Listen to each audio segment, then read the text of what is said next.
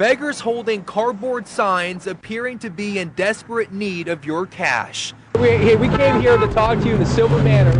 We came here to talk to you. I don't want to talk to you no more. We talked to the man in the sweatshirt 2 months ago, and when we tried asking him questions today, he wasn't happy to see us. Story to tell us. Get the out of my space, man. We have man. every right to be here. Oh, you do? Yes, sir. Sitting on the side of the road, get the out of my face, man.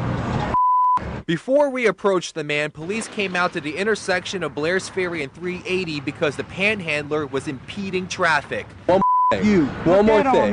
After the man cursed us out, you can see he walks across the street. The traffic light was green at the time. Cops showed up again a few minutes later. I know that when we're out here normally doing what we do not impede traffic. Police on scene say that's not always the case. A few times a week they get in the way of cars, putting drivers and panhandlers in danger. Knock the hell out of you if you don't get out of my face. I suggest you wouldn't do that.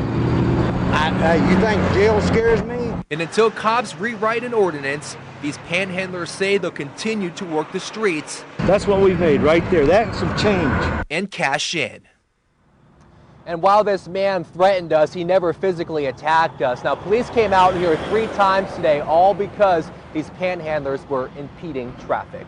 Reporting live tonight in Cedar Rapids, Chris Jose, CBS 2 News. Chris, thanks a lot. Police say they'll have to rewrite the ordinance for council approval, and while it's not exactly at the top of their priorities, they do say they might look into it again this summer. Hitting crime in Cedar Rapids before it hits you. The FBI is now helping to aggressively take down the most dangerous criminals. Cops will work the streets because of violent crime within the past year. New tonight, Chris Jose is live in southeast Cedar Rapids. And Chris, it sounds like cops want to catch these folks before they even try to strike. Yeah, that's right, Jack. Police are taking a proactive approach, and that's why this task force will hit the streets hard. We're out here in southeast Cedar Rapids tonight, and if you remember, right around this time last year, it seemed as though this part of the city was just a cesspool for crime. But this year is different. Violent crime is actually down 15% this year, not only right here in the southeast side, but all over the city of Cedar Rapids, and police credit the help of the community for that. Good, champ. Inside the ring, the rules are black and white. Deirdre Rodriguez is coach here. Double it up. She opened Southeast Side Boxing 2 months ago. We figured this place is a good location to bring kids off the street. The gym is located on First Ave in the heart of a reported high crime area. When the example or role model is some gangbanger, some thug on the street, then that's what you're going to grow up to be. And it's exactly why Kurt Peters teamed up with Deirdre. 1, 2. Their goal is to train champions. You don't have to do things against the law to be tough. More importantly, they want to change lives.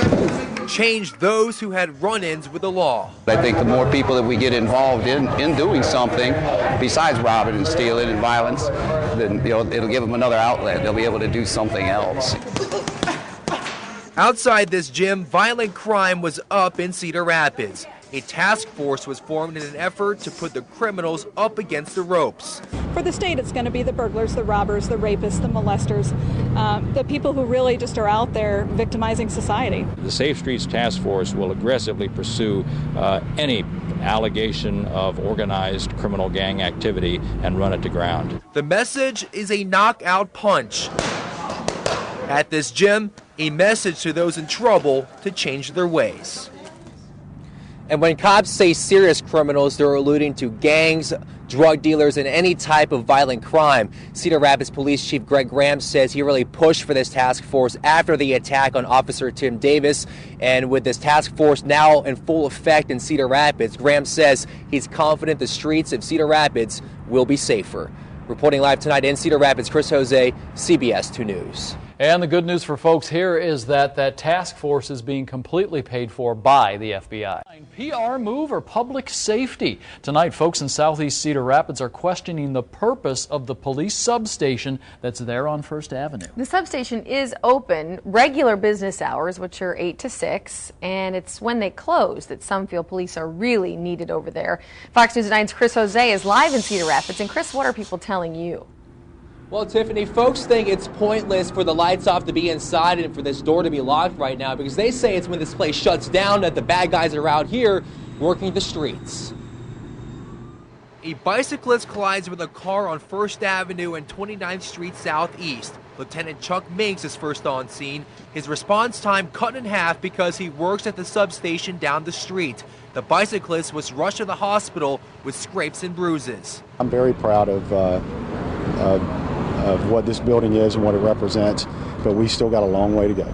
Police Chief Greg Graham says the substation has helped cut down crime in the southeast side, but not everybody agrees. It's really just a waste of space, to be honest. Basically, yeah, I think it is just an image. That's all it is. It's just a building that's sitting there with people be in it.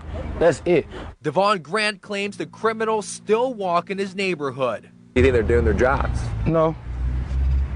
Because if they was doing their job, these maniacs wouldn't be running around Cedar Rapids. But cops say violent crime is actually down 15% in the city.